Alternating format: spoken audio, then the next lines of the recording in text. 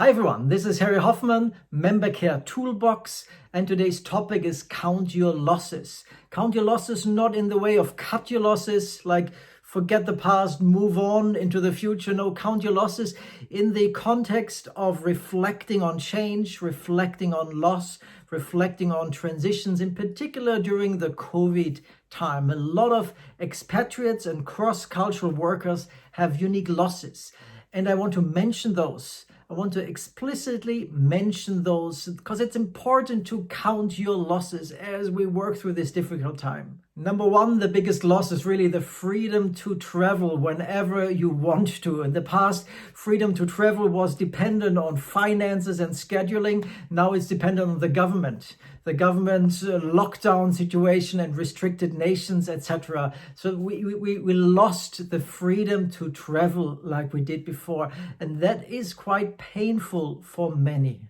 Number two are the crushed dreams. The loss of our dreams, the crushed dreams. Like families are in 4 or 5 different locations, countries, not just in one nation, but in different countries, and we cannot see each other. One person was writing to me, with our family being in different locations and our different passports restricting travel to or from those different locations, not knowing when we will be able to meet again as a family has been very difficult. These are losses, the freedom to travel and also the loss of family gatherings. Get together as a family. You have weddings, you have anniversary, you have celebrations. You cannot get, even funerals, you cannot get together. Crushed dreams. One person was writing to me saying, one of my biggest losses from this past month is that I gave birth to my first child. My parents weren't able to fly over either to help with the adjustment phase after the birth of my child. No one other than my husband, the nursing staff, and myself have even held my baby. This is the loss. Count your losses. This is to admit that this is a big loss. It's hard. And think about, these are expatriates and cross-cultural workers. Those guys live in another nation. Number 3 is the loss of certainty. So the uncertainty, when is this going to end? Usually we have a beginning and an end, and we can plan, okay, when this is ending, I can start again. With this pandemic, we lose the certainty, and we have to live with the uncertainty, and that is a loss. That is a big loss. That is not particular for the cross-cultural workers, that's actually for all of us. But as we are internationally mobile, a global tribe traveling back and forth, we need this mobility, and it's the loss of when do we gain our mobility back. That's a loss, the loss of certainty. Loss number 4 is the loss of predictability. The loss of predictability means that nations change their policies all the time. So one week you sort of have the hope and you are more free and you feel like, yeah, and then all of a sudden the policies change. And one person wrote saying that this is like a culture shock. So I move from one culture to the next culture, from one government regulation to the next, and it feels like you have to adjust to a new set of play rules all the time. That is so exhausting, and you lose the predictability of life. In the past, it was always clear, and now it changes all the time. And those who are cross-cultural workers, each nation also has different rules. Like in the Middle East, the regulations, restrictions, and lockdowns are very tough and strict, and there is punishment if you overstep those.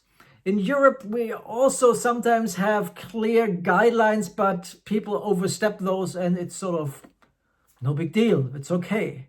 So there is a political discussion, but no punishment if people overstep those government regulations and guidelines due to COVID. And in addition to that, some governments move towards almost like a dictatorial autocratic control mechanism, from a free nation to much more a dictatorship, like the move towards that extreme. And that feels like, unsafe, not right. There are constant political discussions, and it's really tiring. So you lose your predictability about life.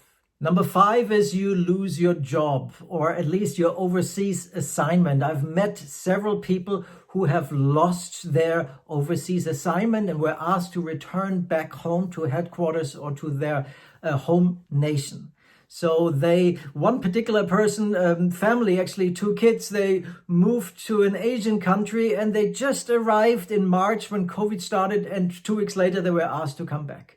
So just imagine the loss of, it's more than a job, it's the loss of a dream, loss of a plan. They prepared for this for 2 years, the loss of of entering into this new nation, of getting to know people and the culture and the work there. So it's the loss of a job, but it's the loss of the overseas assignment and the disappointment that is connected with that.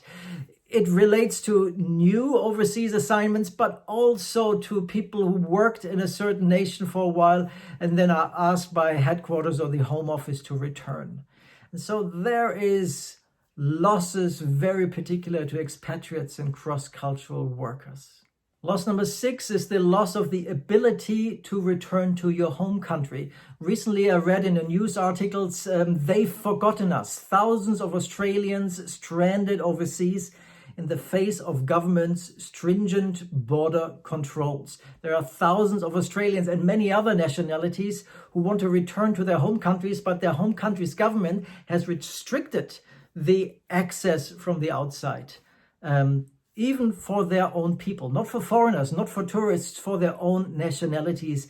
So we have thousands and thousands of expatriates and people all over the world who want to return to their home nation and they can't. And that's a loss. That's quite an existential loss. That's quite a deep, that is not like I lost my glasses and I need to buy new ones. It's an existential loss when you cannot go back to your home country, and who knows, you might lose your job, you might not have health insurance, you might not have money to pay for all the hotel bills, etc., etc. So this is quite a substantial loss here. So as part of today's Member Care Toolbox, I want to encourage you to count your losses in a sense of write those down, admit your losses, reflect on those losses, reflect on the changes. They are often much more severe for expatriates, for people who moved overseas to a new nation, to a new culture. And if you move as a family, it's even more severe for the spouse and the kids. They might go to an international school, and there are losses involved. Like also losses about grandparents seeing their grandkids when you move, when you have a family who has kids who moved overseas. So they cannot meet, they need to meet over Skype, and that's quite a loss if you plan. And Christmas is coming up, and people cannot leave their nations to go back home to celebrate Christmas with their families. That is the loss of Christmas, in a way. The loss of Christmas. That's number 6. That's quite severe. And what can you do?